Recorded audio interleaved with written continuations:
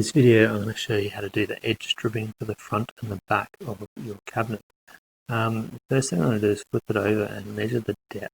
So using the inspect tool, I'm going to go to the front and the back, and it says it's 376. So that's 24 short of 400. If I divide that in two, we're going to have 12 mil strip front and back.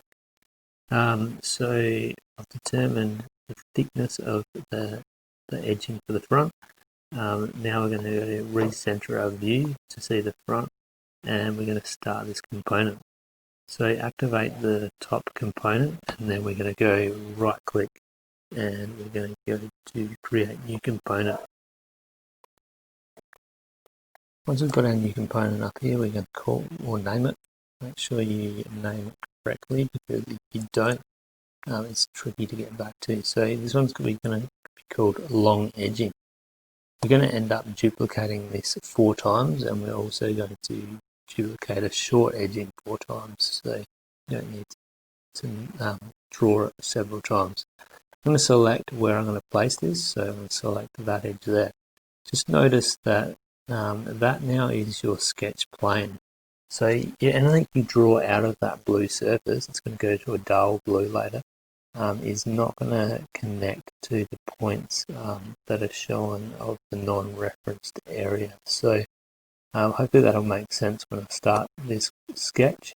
So you can see it's still a very light blue compared to these ones, which is dull.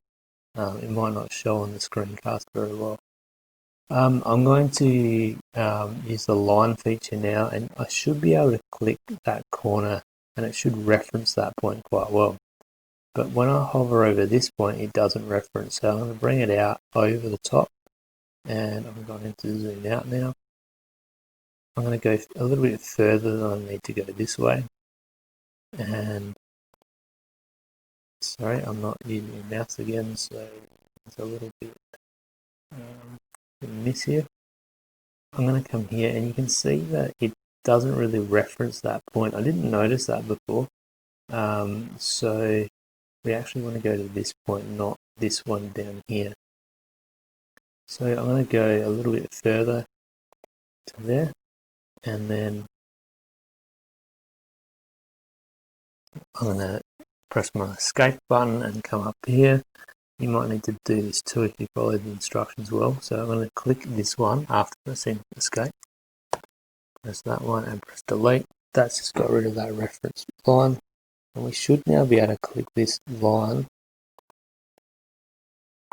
I'm going to have to delete that reference. I'm going to pull that one towards the side here too. So sorry if this is a little bit confusing, but it's all about trying to get this in the right position. So I've got a closed profile there now, so I've joined all those lines.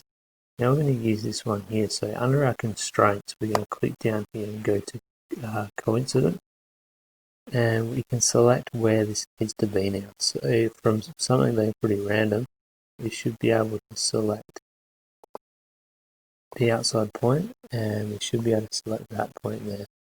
This one here, we're going to select that one and go to the top of this line here. You will need to zoom in.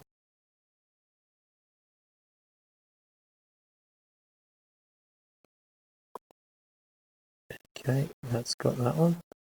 And the next one will be this point here to the top of this one. And final one goes to the end of there. So the inside corner of your cabinet to the outside corner. We're going to finish that sketch. We're going to extrude. Put it onto a side view for this so you can see what's happening. I'm going to click this one. You can see that there's a couple of red lines there, so I'm going to zoom in and see what's happening there. I'm going to select that profile too, and I'm going to zoom out. And I'm going to have to do the same on the other side. That's just because that reference plane that we looked at before has a little kind of extra piece there that is not included, so it overhangs. We're going to make that 12, so extrude it, and it's nicely like that. So that's our first long piece of our edging. The next thing I'm going to do is I'm going to pattern that, or duplicate it I should say. So I'll look square on it, my front, and I'm going to copy this one, and I'm going to select my bubble up here to make sure the main component or the parent is selected, and then I'm going to go to paste. It is just a paste, because a paste new will make an editable version of it. I'm going to take that down a little bit, spin it 180 degrees, continue to bring that down. Now it should be, well, we don't need to actually have it perfect in this process, so I can click OK at that, and then I can spin this one and use the join feature either side. To be honest, I can do it on this side, zoom right in. We're going to select this component here, and I want to select not the center but that kind of edge there, and come up and do the same for this one.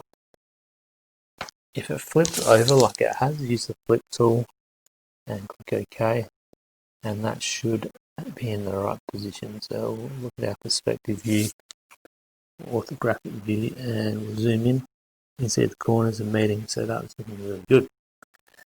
Alright, so we're going to create the short edging now. So back up to the top here, we're going to go create component. We're going to call this one short edging.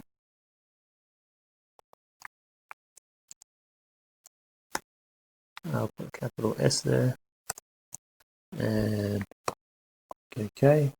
We'll look at it from the front, and we're going to select this part of the design this time as our reference plane.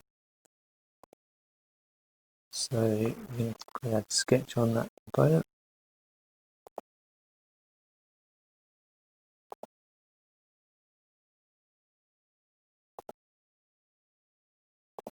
It's taking me a few clicks without having the mouse on me. Now this one here is actually the corner that overlaps in that sketch, so that's going to be quite easy.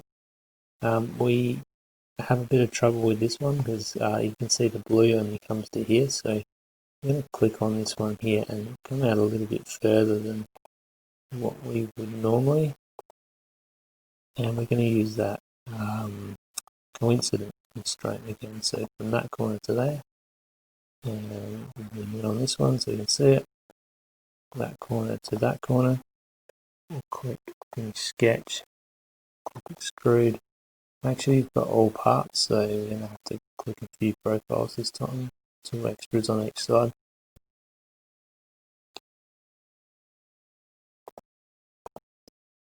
We'll rotate our view so we can see what's happening. So we are going to extrude outwards, and we're going to extrude 12 millimeters as we did for the last one. Now we can copy this, so right click copy, activate our top, and then we're going to go paste, and we're going to move this one over.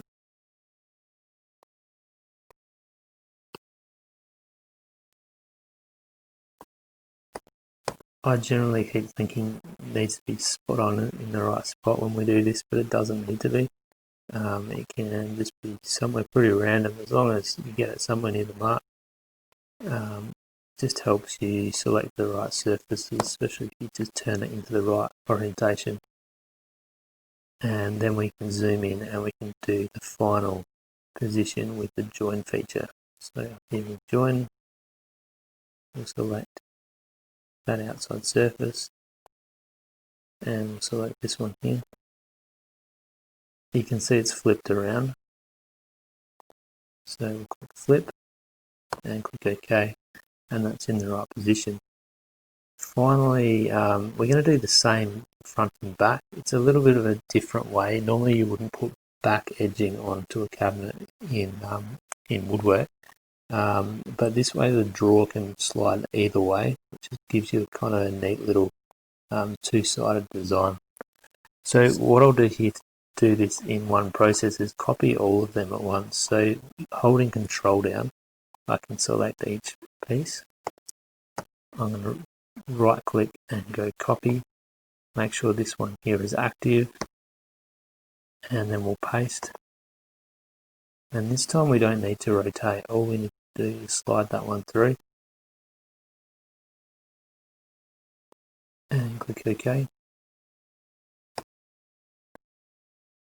We can group all of these two, so if we copy all of them, we can right click and we should be able to select a rigid group and OK.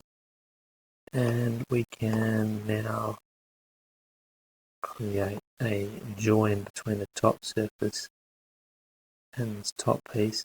Being a rigid group, it should all move together. So there's that one and that one. We're going to have to click that flip feature down here and click OK. Let's check that it's all come together okay. And it looks pretty good. So that's how you do the front and the back edging. The next video will show you how to create the drawer, and then we'll move on to the legs.